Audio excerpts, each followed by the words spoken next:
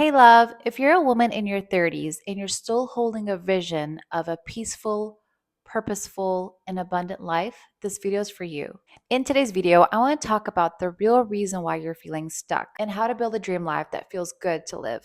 If you're new here, hi, I'm Samira. I'm a mom in her 30s, rebuilding my dream life from the inside out, softly, slowly, and in alignment with faith, family, and feminine energy. On this channel, I share the real time journey of creating a purposeful life and business without hustle, burnout, and pretending like we have it all together. If you're craving depth, softness, and creativity in a life that actually feels good to live, you're in the right place. I want to get right into it. You're not lazy. You're lost. You're overstimulated. And I'm pretty sure that if you're like the woman that was the old me, you are addicted to watching other people build the life that you are meant to live. Your dream business, your slow mornings, your deeper presence with your kids, they're not hiding in another podcast episode or another productivity reel. They're all buried under your screen time. Every hour that you scroll could have been an hour that you could have been creating, breathing, being. You don't need another habit tracker. You need to reclaim your attention. And to be clear, I am not hustling you into action. Hustling is not in our dictionary. But I'm here to remind you that you do have time. You're just spending it wrong. You gotta stop consuming and start creating. Chapter 1. Let's talk about Skull Trap. I deleted my Instagram. Not because I needed a break, I just got the ick. I realized it wasn't serving me anymore, it was shaping me. Hooked to numbers, comparing myself to women I haven't seen in decades, caring about people that I haven't spoken to in years. Instagram is not about connection anymore, it's all performance. And most of us are just stuck in the audience section of someone else's life, totally forgetting that we have our own life, our own story to live. I'm on a mission as a woman in my 30s to do things differently, not what I've been prescribed to do all of our lives. I'm aiming for the soft life.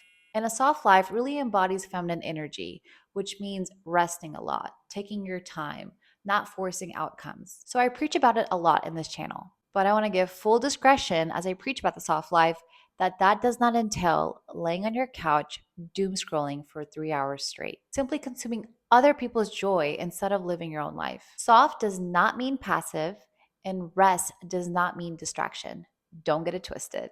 Let's talk about the lie that they've told us about time. Hustle culture told us to race for our dreams, post, build, grow, optimize, scale, wake up at 5 a.m., drink your green juice, hit your goals, journal your trauma, monetize your morning routine. And why? Let's really think about this. Why is hustle culture so like go, go, go? And why do we feel like that with social media? Because time is fleeting, right? That's the lie that we've absorbed. This lie tells us that if we don't move fast, we will fall behind. This lie also tells us that if we slow down, we will miss our shot. But here's the truth that no one says out loud.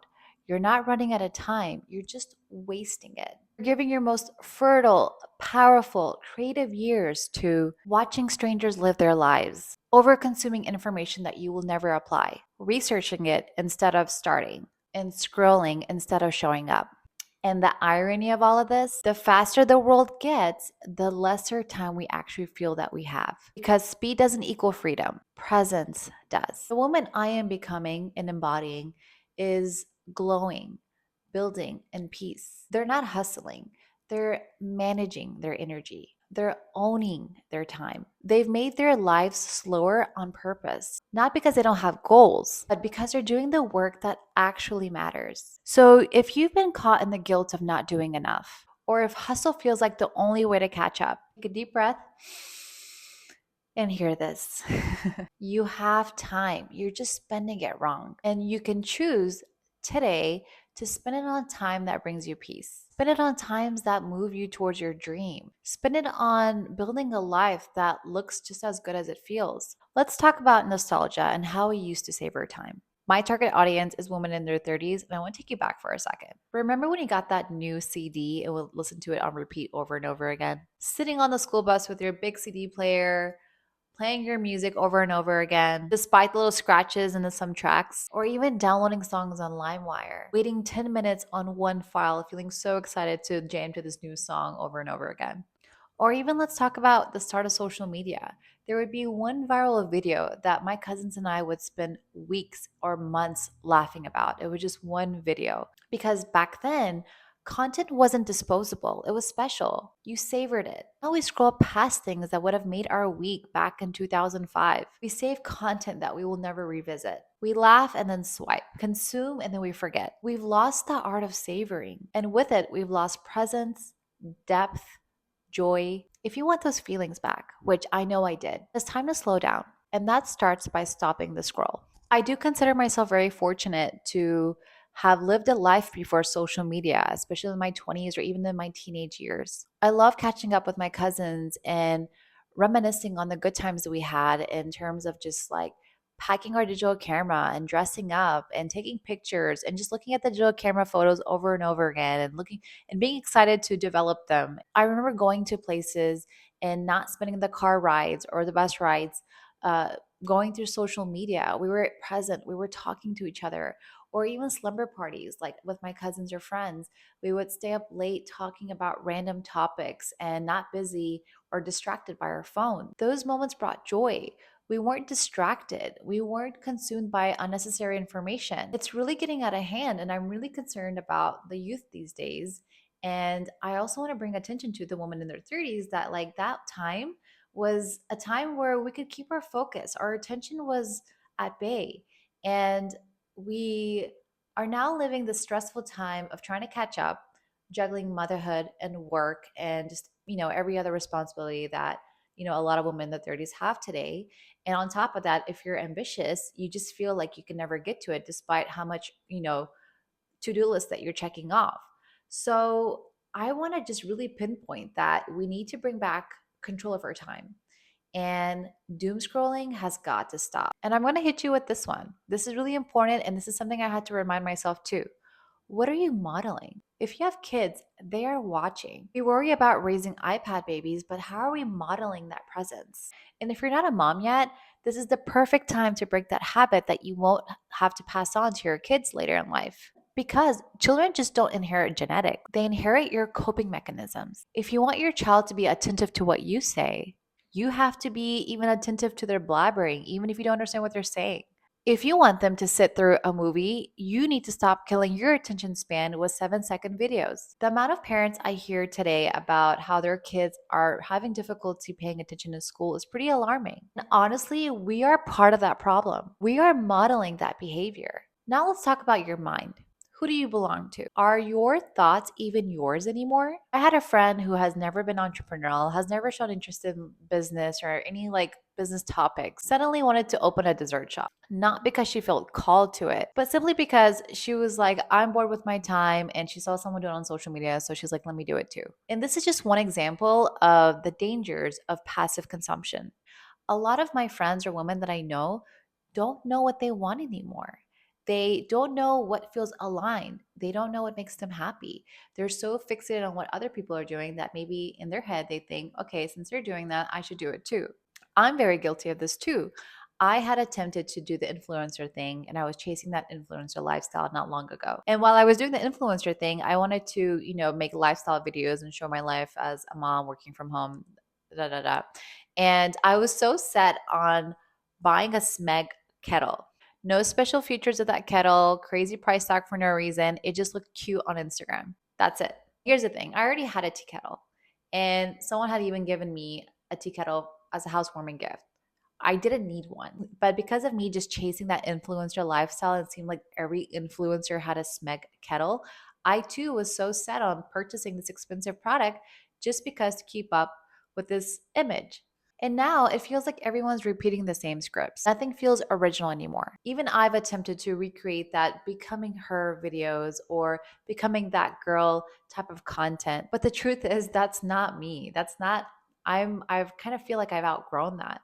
The old me, when I was attempting that influencer thing or like my first attempt at YouTube, was trying to imitate a 22 years old finding herself, which was so far beyond from what I had become. And I'm not putting down, younger women out there, but I'm just saying that we get caught up on chasing what other women are doing without really reflecting and looking within to see where we are in life. What have we been through? What is truly what we want to do?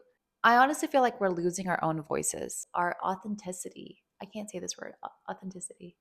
Authenticity. You get my point. And we've got to turn down the noise. Your attention is currency. And right now, you're spending it on content that doesn't align with your true self. So imagine this: your attention is like water. Whatever you focus on is you watering it.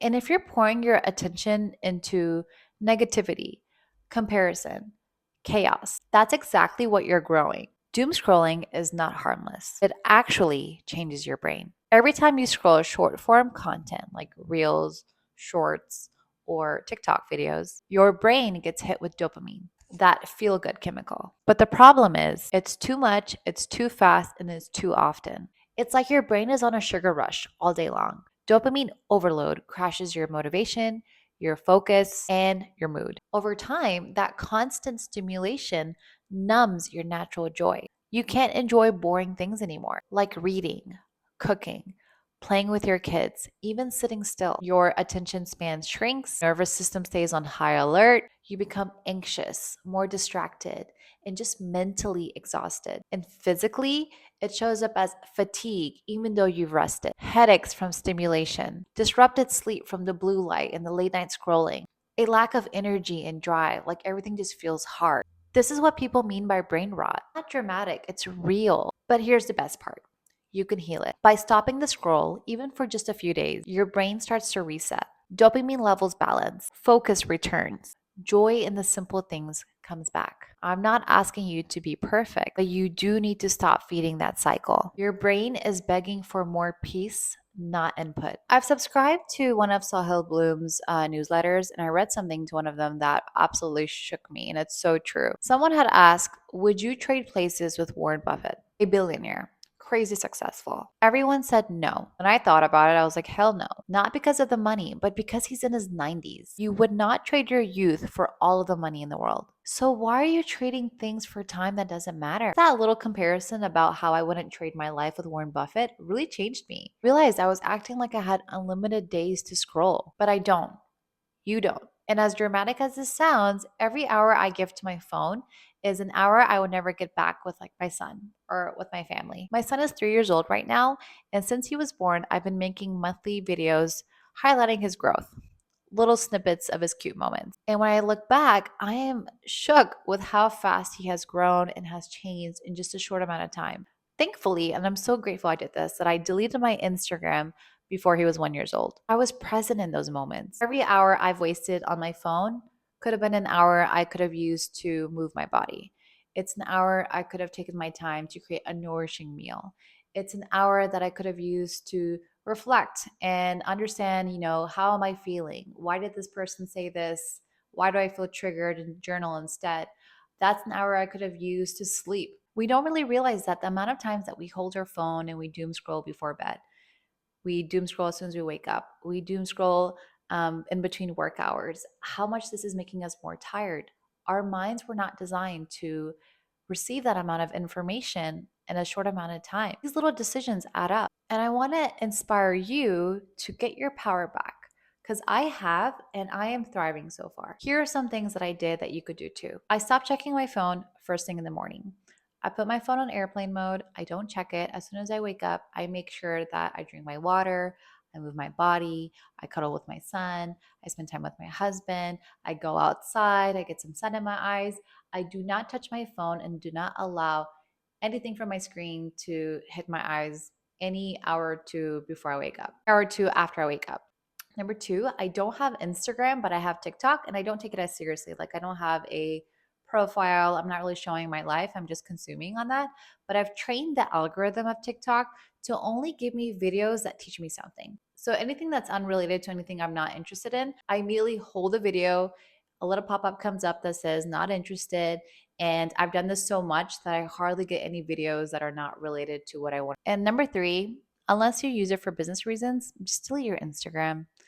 Instagram is not what it is before. Go cold turkey. Don't take a break from it. Just delete it. Honestly, I feel like deleting my Instagram has improved the quality of my life exponentially. I've convinced like friends of mine to also delete their Instagrams, and they're a lot happier. And it's such a huge time waster. It's very performative. It really brings out negative emotions to a lot of women I know, especially in their 30s, of with the comparison, the information or the stuff that you see constantly is not doing you any good. It's not serving you. So, tip number 3 that I've done that has helped me a lot is just delete Instagram, go cold turkey, and just like say bye and just say bye. And let me tell you about the indirect benefits of all of this. And all I can say is, wow, no more being marketed random products I don't need, no more needing to binge on a show just to stay in the loop, less clutter, more clarity. I saw this one TikTok video that said, I reset my dopamine levels by detoxing off social media, and now I enjoy the mundane things of life like cooking. And it hit me. That's exactly what happened. Now I love the mundane. The mundane is what the soft life I have been talking about. Building sandcastles with my son at the beach, chatting at the cashier as they're checking out my groceries, laughing with strangers while I'm waiting in line, cooking something slow and intentional without needing to film it and share it. This is the life I wanted all along. It didn't take 30 days. It happened immediately because silence brings clarity, boredom brings creativity, stillness brings you back to yourself. So if you've been scrolling for years and you're wondering, what should I do instead? Everything feels boring. Here's your answer. Return to your senses, return to your hands, return to your real life. Bake something from scratch. Go for a slow, phone free walk. Start a garden, even a windowsill one. Journal your thoughts. Paint something messy and fun. Rearrange or declutter your space. Do a DIY home project. Read a book. Sit in silence. Stretch. Pray. Learn a new recipe and make it slowly. Do a puzzle or knit just because. These aren't distractions. These are all ways you can get back to yourself. This is your life and it's still waiting for you to show up. And as women in our 30s, we hold a very unique power. Not to just build our dream lives, but to build the next generation. Our daughters, our nieces, younger women are watching how we live, how we carry ourselves in a world that's loud, fast, and overwhelming. The habits we set now ripple far beyond us. Teach presence, boundaries, peace. Why do so many women have anxiety? And I think as women in our 30s, we need to teach how it was back in the day when we didn't have access to our social media and our phones. If we want a softer, more intentional life, it starts with us, how we spend our time, what we consume, what we model. We don't just want to break the cycle for ourselves. We build a blueprint for the woman that's coming after us. And that legacy, it's worth every uncomfortable moment it takes to reclaim your time and mind. If you feel tired, unmotivated, stuck, check your screen time. Then ask yourself, what could I have built in those hours? You don't need more hacks. You just need to cut the noise. So here is your invitation. Delete those apps, turn off your notifications, take your nervous system off high alert, and create a 7-day or 30-day detox or just go cold turkey. And trust me, watch how your joy will return. How the version of you that creates, not consume, finally return home. So your time is now. You were not made to constantly consume. It's your time to create. You weren't made to scroll past your life. You were made to live it. Now, if any of this spoke to you, I really hope I inspired you to at least delete your Instagram or at least get into the momentum of creating something for yourself. Because I know true fulfillment comes from that versus just consuming mindlessly on our apps. And if any of this spoke to you, I would love for you to subscribe. We're out here building a soft, intentional, feminine lives and businesses from alignment and not hustle. I'll see you in the next one. But until then, delete the app and start building. Your dream life is waiting.